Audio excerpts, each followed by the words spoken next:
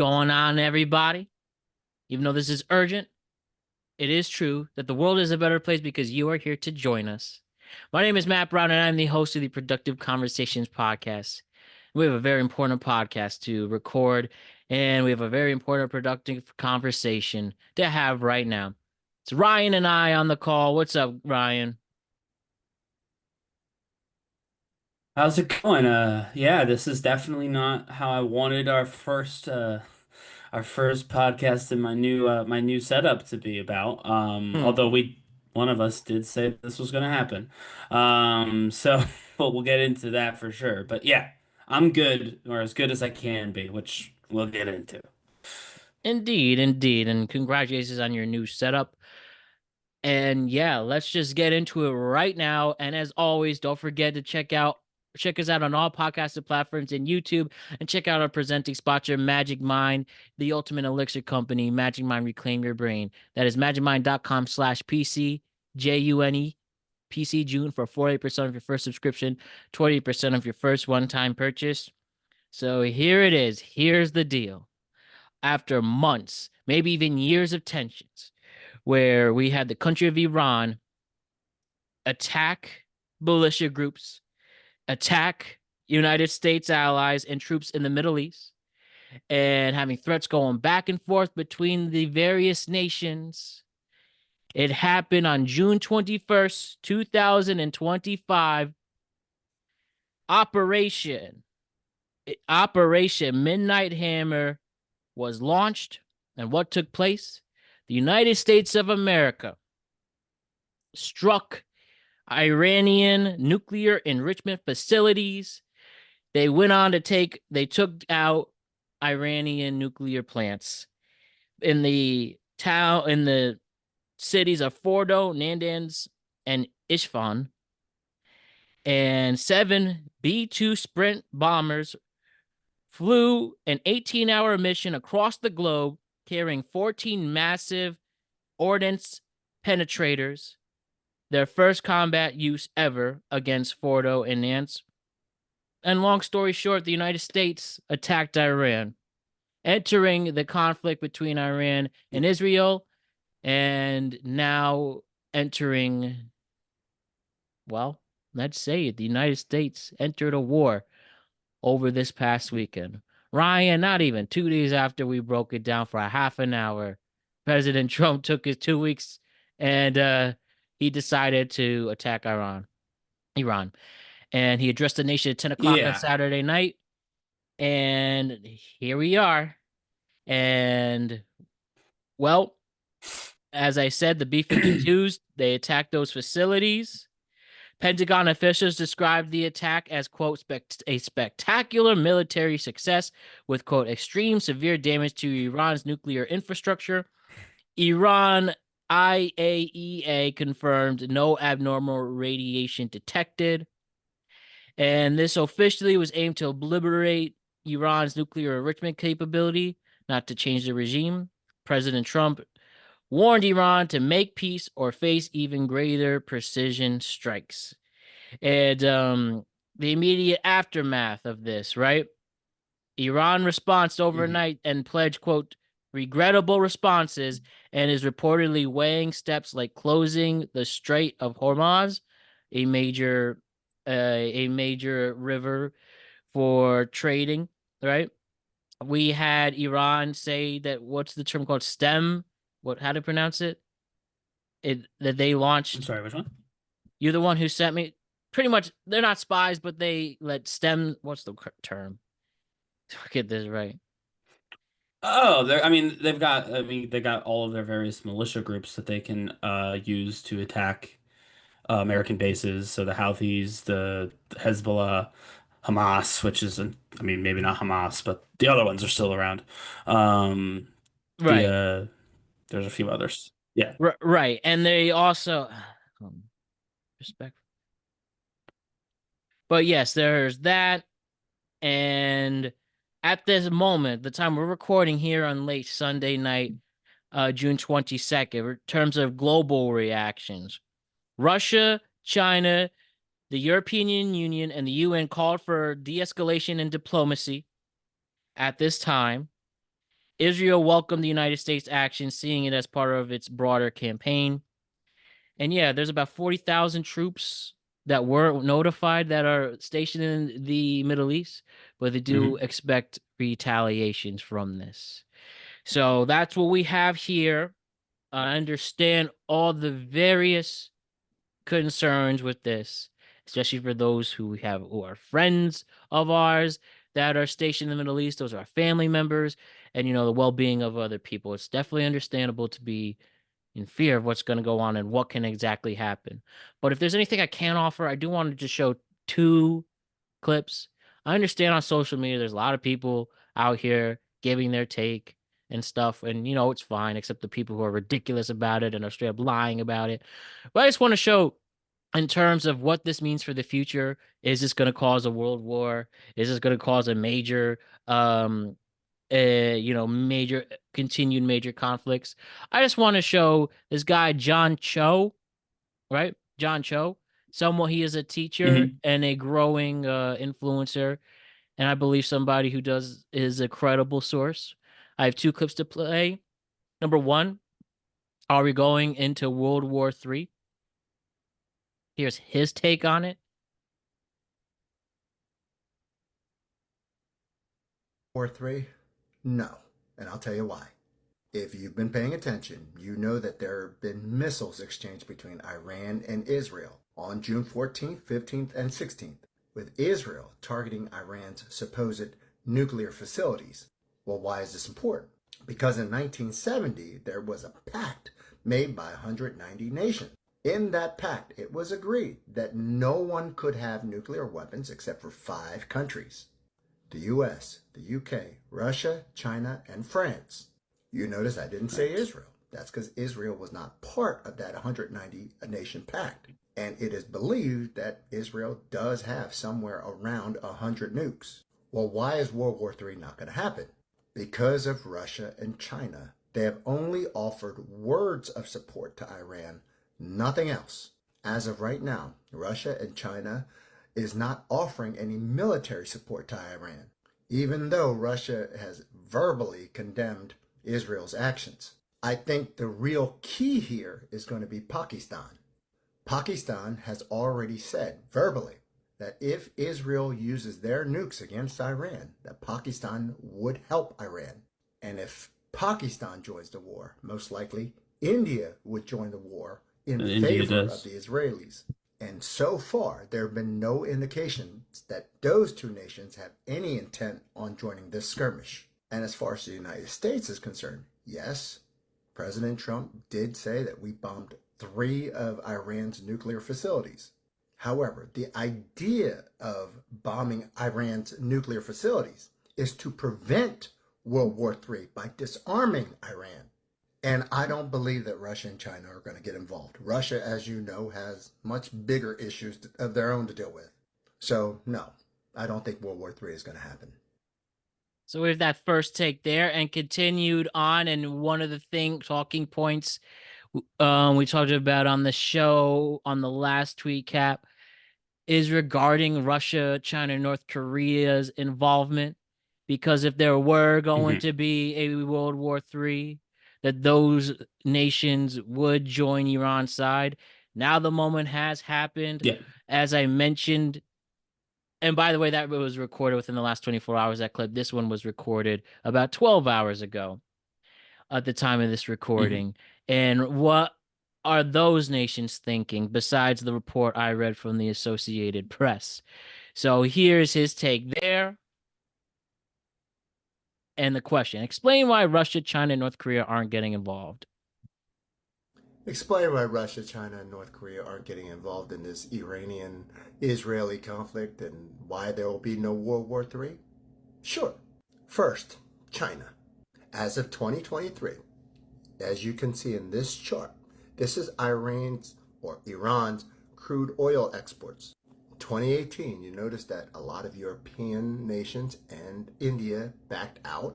So as of 2023, Iran's main importer of Iran's oil is China. And how does China get that oil from Iran, even though there are all kinds of sanctions on Iran right now? A lot of times they have to sneak it through this area, the Strait of Hormuz. When China is buying up Sorry, I most of Iran's mispronounced oil, that the first time, but yes, that's straight again. there's no way they want to see a conflict here in this area. It would mean an economic disaster for China. And I don't know if you know this or not, but China is experiencing their own economic problems right now. China has also not recognized Iran as a formal ally. China did broker a peace between Iran and Saudi Arabia recently, so they do have some negotiating strength in the Middle East, but that's all China's doing. They are just talking. They will not send any military personnel to Iran to help them out. As for Russia, I don't know if you know this, but recently, Russia just hit the 1 million mark when it comes to casualties in their war with Ukraine. And again, same thing with China. It's all talk right now with Russia. They condemned Israel for their actions. They said, yeah, what they're doing is terrible, but they're not doing anything about it. The only country that is stepping up to do anything about it is the United States. And don't get me started on North Korea, please. The only country that North Korea cares about is North Korea. If a conflict doesn't directly impact North Korea's interests, they're not getting involved. And not to be facetious or anything, but North Korea can't even build missiles that don't land in the water. So everybody worried about World War III right now. Just relax. It's not going to happen. Thank you, Mr. Cho. And I got one more. Just if you didn't believe in Mr. Cho for some reason, I have one more about, again, the low chances of a major world conflict. Geo Hauser, we have right here. Let's see what he has on this. And that'll be that with the clips. Obliterated Iran's chances of developing the nuclear bomb. No, it is not. The U.S. entered the Iran war and obliterated Iran's chances of developing the nuclear bomb. No, it is not World War III. We are further from it than we've ever been. Remember that a world war is something that has to be waged by an enemy that can produce the scale of warfare as their opponent. Iran, Russia, not even China can still produce the scale of warfare as the United States, along with all of NATO. Iran's bargaining chip with the West and most of the world was their lack of pursuit of a nuclear program, even though they were doing so in secret. That is not on the table anymore. So what does Iran have? Almost 70% of their missile launcher capacity is gone. About 60 to 70% of their missile capacity, ballistic and otherwise, are gone. And the United States just showed the world that they had the firepower to do what no other country could by dropping the GBU 57A/B bunker buster, which was capable of getting about 60 or 70 meters into the ground. But they didn't just drop one, they dropped 12 of them, along with 30 Tomahawk missiles to destroy the Fordo nuclear site and 2 others. So far, Saudi Arabia's nuclear regulator says that there has been no radioactive traces from the destruction of these nuclear sites. Of course, Iran's leadership vows retaliation. They are urging attack on all U.S. forces in the surrounding areas, and now they are threatening to close the Strait of Hormuz. Iran could not defend its most fortified nuclear facilities in their country with whatever military hardware and troops that they had left. What chance do they think they stand against the United States Navy if they want to open up Turn this idiot off. the Strait of Hormuz? While Russia Why you don't has like already Iran? told We're gonna Iran finish. that We gotta they're on their listen to own, everybody. abandoning the strategic agreement they had in January, all China wants is oil from that Strait of Hormuz. So if Iran actually shuts that down, they will offend China. If America opens it back up through force, China will be happy. Of course, China's official response would be, we are against U.S. involvement, this is a wrong thing, blah, blah, blah. But as long as oil is staying under $75 a barrel, they'll be pretty quiet. Now the question is the United States' role in this war done, since Iran is no longer a nuclear threat? There are concerns that Iran's opponent will continue to bomb Iran because they want to now destroy their ballistic missile program, which does make sense if you are Iran's enemy. But there is no need for the United States to bomb their ballistic missile program because Iran's opponent has already taken care of everything that is not more than 90 meters underground. I have heard this ridiculous argument from some fairly pro-Iranian supporters that Iran has merely been showing restraint, but now that this has happened, they are no longer going to. Okay, Let's see what happens, because if Iran keeps performing in the same manner after today, guess what? You all were horrendously wrong, and Iran is not even a paper tiger. They are a paper mouse. And the same exact thing goes for Russia. And what about China? Well, they're still crapping their pants because America just had a breakthrough with not a hypersonic missile, a hypersonic aircraft, which is something that China is nowhere near close to. A couple days ago, I made a post about how it's not World War III, and I'll attach it in the captions. You should definitely watch it. The only thing I've gotten wrong in that post was that I didn't think that the US was going to get involved in the actual bombing of Iran. But Iran's opponent did not Was that all? have the capability to destroy the Fordo site, so they had to rely on us. One thing I will still say with 100% confidence, and I will die on this hill, is that this is not World War III. We haven't been involved in World War III. This has just been a long campaign to crush whatever military and diplomatic influence the Axis has. I am the Geo Husar. I barely posted today because I was just trying to spend the time with my wife and kids. Thanks for watching. All right, Ryan, from your interruption, does it seem like you were keen Yeah, on that dude's what an he was idiot. saying? All right, so That what was dude he is wrong. wrong about? Ryan, So what was first he and wrong yeah. about? So first and Eh, foremost, okay, Matt, if you want to defend him first, and then I'll n- go. there's nothing to I defend, do Ryan. agree. There's I I'm do just agree. it's the idea that this isn't going to turn into a major world war. That's the point. And Okay. with various So sources that he did cite and showed, I don't see why why he's not credible.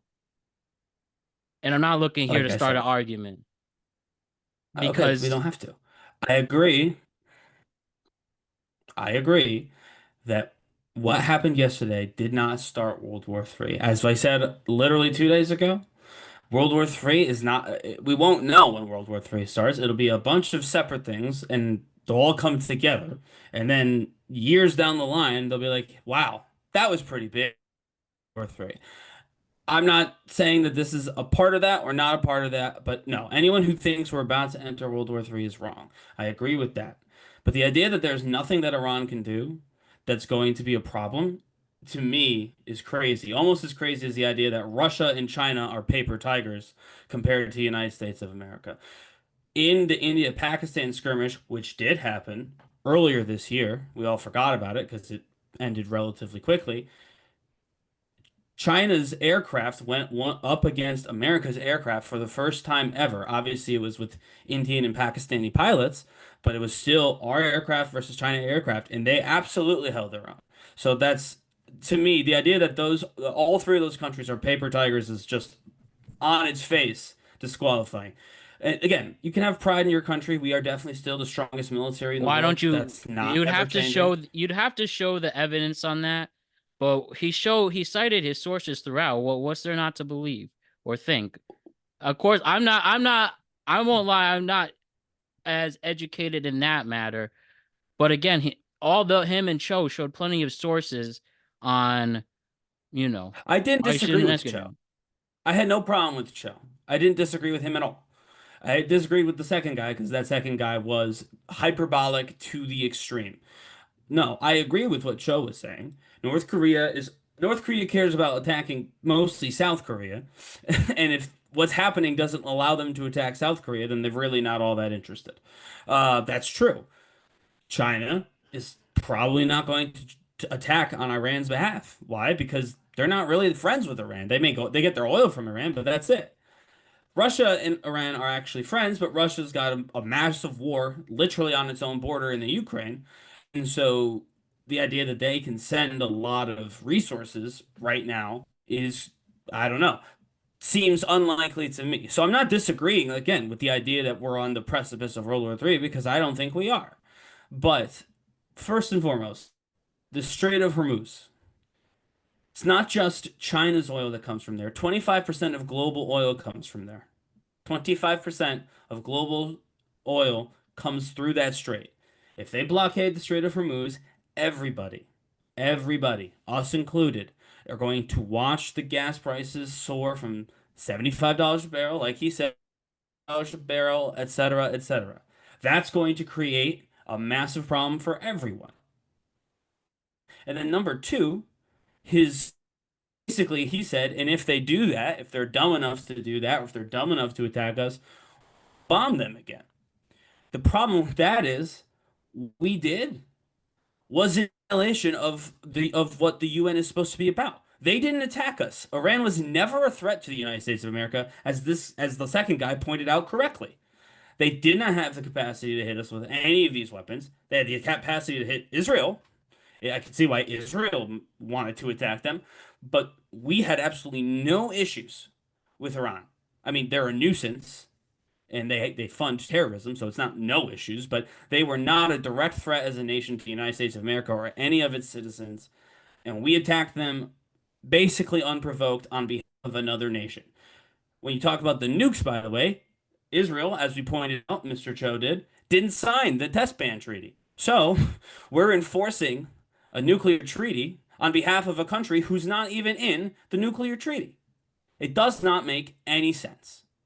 So, to answer the actual question, which is I think what you were trying to do, anyone who says this is World War III is being hyperbolic.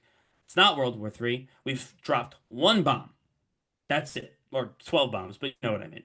We had one bombing campaign. If we stop there, they're going to attack us back. They're probably going to make all of our gas cost a lot more. But that's it. And then we let it go. If we don't let it go, if we decide that we're going to forcibly reopen the Strait of Hormuz, if we decide that any attack on an American after we attacked them first is going to result in another round of bombings, then it becomes a problem. Because then now we're actively engaged in combat. And besides that alone being an issue, we were in the wrong to begin with. We attacked them to begin with. They were not a credible threat, as both people that we just listened to have stated. But we attacked them anyway. There's absolutely no reason for that. And so, what I would say to the people who are fear mongering, stop. Because what you're doing is you're making it harder for people to understand the gravity of what is actually happening. It doesn't have to be World War III for this to be a bad situation for Americans, for America, the Middle East in general, etc. But for the people who are going away to make content, basically trying to get as many clips as the fearmongers, calling the fearmongers ignorant or whatever. I mean, listen, end of the day, the silence makes the tanks roll faster. That's true. It's always been true throughout history.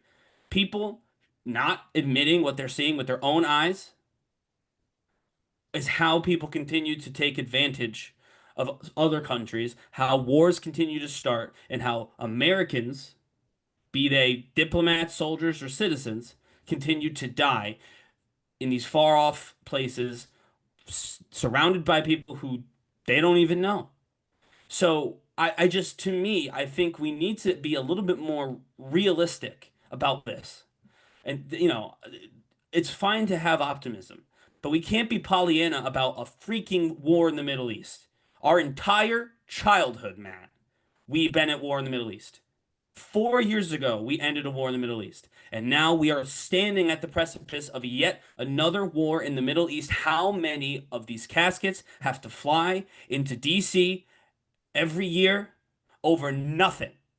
Every single one of these wars has been for nothing. We went to Iraq for no reason. And now the same guy who is critiquing everybody for doing that just bombed a country that was basically so far out of our league. It's insane how not in our league Iran was. So if we want to be real, let's be real. George Hafiz or whatever his name is right. Iran is not in our league. So basically, we're the asshole who walked up to the kid who can't defend himself and kicked him in the throat. And we did it because our friends asked us to. When did the United States start taking orders from other people? And yes, maybe there's not going to be any bombs falling here, in DC where I live. Good. I'm glad. Personally, very happy that I don't have to worry about that. That doesn't make it okay. That's not where we're drawing the line with, oh, as long as no American on American soil is going to be hurt directly, all is well. No. We should hold ourselves to a better standard. We want to be the biggest, baddest country in the planet. We can do that. But that comes with some responsibility. It's responsibility that our administration has abdicated, and frankly, as I've been seeing online, more than half of the American people have abdicated, and it's disgusting. There I you go. agree with you. And then I said from the start, I don't want to be in this. I don't want us to be in this war either. And all I'm just saying is, and of course it's terrible, and we have to live with these problems in the Middle East. And like you said, we've grown up our whole lives talking about our tensions with that whole region. And all I wanted just to show again was a alternative to the fear mongering, as you said. And yeah, everyone's entitled to their opinion on how they feel, whether they're pro or against what the Trump administration decided to do. And yeah, I agree with you, bro. I don't want this. I didn't want this to be this way. I didn't want to, make another show out of this. But it's in the history books, and I admire your passion, and keep that going. And the only thing I would like to ask is, what solutions can we come from here? That's, in your opinion, From Pandora's here, box yeah, has been from opened. here, So where do we go from here? Yeah. yeah, from here, unfortunately, it's going to require American restraint, something we didn't display last time. The answer has been the same every time. If America doesn't show up, then it stays a regional conflict in the Middle East. End of conversation. We showed up once. They're going to do something to us. I think it's insane. This is why Mr. Chu I was good with. It's insane to pretend Iran is going to sit down and let this happen. All right, they are a theocracy, meaning the supreme leader, the Ayatollah, is a religious and government figure. They are basically a dictatorship in Yep. very many ways. If he sits back and does nothing, it's very likely that his own people will get rid of him. That's what happens when you rule that way. And there's a couple people in Washington who might want to take notes about this, just in case they had any fun ideas. When you rule through fear and power, the only way you get out of it is in a body bag. So he can't be weak. If he looks weak, and yeah, we might kill him. We don't, they will. So he's going to do something. When that, we'll have a choice to make. Do nothing and say, that's it. You've had you took your best shot, it off because you're tiny and we're huge. Now come to the negotiating table and get this thing settled before it gets any worse. Or what we will do because of who we have in charge, we'll respond to that. We'll escalate again. And eventually, if you escalate enough, someone else is going to jump in. If not, if for another reason, to stop the escalation because it's costing them money or manpower or whatever. Someone is going to jump in to stop the escalation if we decide to escalate with somebody who can't even lace our boots. That's the problem. The only way out is restraint.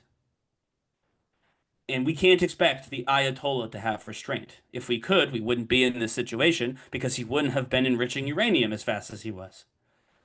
We can't ask Israel to show restraint because, I mean, no offense to Israel, they have never shown any restraint. That is not something that they do, right? We are the only people at this point who are involved who can show restraint and say enough. Not at gunpoint, not say enough, you don't do anything and you make peace or else. No. Diplomacy by gunpoint never works.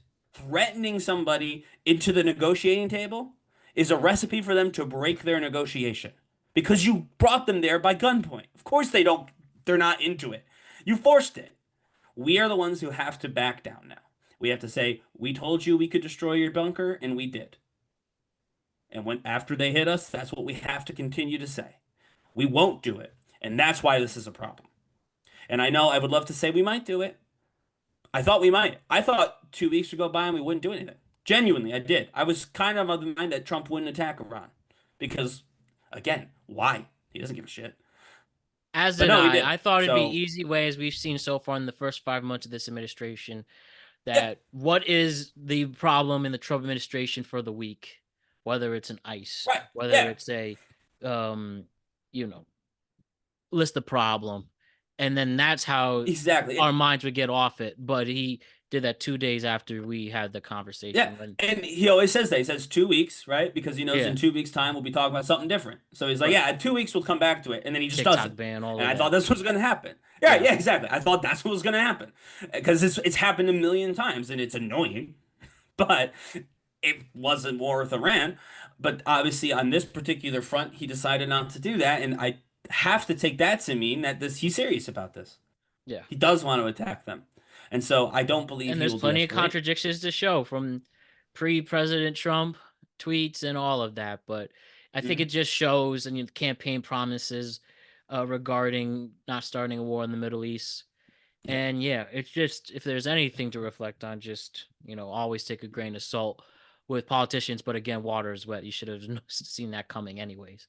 Well, yeah, But but yeah, I do think we should say this. Like, politicians all lie. We've said that on this show, of course. But a lot of times, and we talked about this offline, those lies are in service of like, I don't want to say something that's, I hate this phrase. It's a Trump phrase, but I'm going to use it. Directionally true, right? So Donald Trump, first time around, said, we're going to build a wall. Mexico's going to pay for it. Obviously, that didn't happen. The wall's not there. Mexico put up no money for the parts of the wall that are there. However, we did remember, yeah, we all remember. And then they said that we're not going to pay for it. He goes, now it's 10 feet higher, and everybody loved that. They cheered like it was the Super Bowl. Anyway, my point is, while we didn't build a wall, we did put some of the toughest immigration enforcement regulations ever. We did the kids in cages, we separated families, all that stuff was around that time period, right? And then you go Biden. He was going to get rid of student loan debt. Well, I'm a student. I still got loan debt. Didn't work. yeah, However, he did try, and he expanded the federal payoff for if you work in like a nonprofit or for the federal government for 5 years, 6 years, they'll pay off however much. He expanded programs off more people's debt. Did he cancel debt promise? No. But he was focused on trying to get rid of student debt to some degree. Donald Trump in this campaign said, "We are going to end the war in Ukraine on day one." Now, obviously, anyone who believed that his first in office he was going to end a war between Russia and Ukraine is stupid. Sorry, but I'm going to say it. If you believed it would take one day to end a 3-year conflict, you don't know what you're talking about. However, the idea is, had he been following the normal pattern, he would have been a pro peace candidate, trying to end wars, trying to negotiate, trying to be a stronger force in foreign policy. This is the opposite of that. He said he was going to fix the problem with Israel in Gaza. Not only is that not fixed, now Iran is fighting in the Middle East. He said he was going to fix Russia and Ukraine. Not only is that still going on, Russia's ally in the Middle East just got hit by the US. He did the opposite. It's one thing not to do your promise. It's another thing to do the opposite of what you promised. And that to me is what's annoying to me. Because it's not because we're going to paint it as all politicians lie. And yes, they do. I agree. But like we should be just clear about this. This is not just oh he lied. Like or right, no he made a promise he couldn't keep. He literally did the opposite of what he promised to do. The opposite. Like how do you trust a guy who does the opposite of what they promised? Not even, you know what I mean? I don't know. I just don't understand that everyone's got all this faith in this man still. And I don't understand it. I get it. We all hated her, we all hated Joe, Democrats suck. I agree, frankly. But really? We still trust this guy now? That doesn't make a lick sense to me. you know how the Colts are. You know how Yeah. the Colts are. I do think this has been quality, and I do think we heard various perspectives. And whether again you disagree or not, at the end of the day, all we want is people to be safe and have some Mhm. diplomacy, one way or the other. So I'm just gonna ask one more question, Ryan. Is there anything else you want to Sure. reflect on during this matter? Because I do think we're about to hit the 30-minute mark. I think it's good Yeah. to leave it right there. And I do want to say something very, very fast because I've been super negative on this show, as you've all heard. One thing that that's is okay. true. Yeah, no, but one thing that's Hmm. true and remains true when I say it, when Mr. Chu says it, when the other dude says it, uh, geopolitics is messy and it's complicated. I'm not a geopolitical expert. I don't care what you teach in your history class, you are not a geopolitical expert. No one talking on the internet is a geopolitical expert. Into actual geopolitical experts, you know what they're not doing? Talking. Making content. Why? Because it would, right, because it'd be a very, very bad idea for them to start talking. Because that's when like military plans get leaked, right? So I do think everyone needs to keep that in mind. No one knows how this will all pan out. Nobody. There is a world where the Ayatollah does nothing, and his people might even depose him, like I suggested. And then someone else is in charge of Iran. Now, we said that that's not what we were trying to do. It might just happen anyway. So I think it's important that we keep that, excuse me, keep that in mind. That we can all talk about what we think is going to happen, but these are complex situations, sometimes centuries in the making. And we have to be open to the idea that we don't know what we don't know. And if more people did that, I think we'd be in a much better spot than we are right now. Mhm. But while we can't stop other people from doing it, we can ask our listeners to take a stock of what they don't know and understand that you can have an opinion, but it's not an expert opinion just because you had it. I think that that's important information that this is a complex issue and people are going to get stuff wrong. Us included. That's true. At the end of the day, just use your critical thinking skills and use your head. That's all I have to say with that. And we're gonna wrap it up there. We have a great Mhm. week of shows every single day this week. Obviously, this Monday we have this reaction, instant reaction, Iran, United States attacks Iran, tweet cap Tuesday. Wednesday we have a sports tweet cap. Thursday we have two shows, an NBA draft first round Mhm. reaction, and we got a regular tweet cap.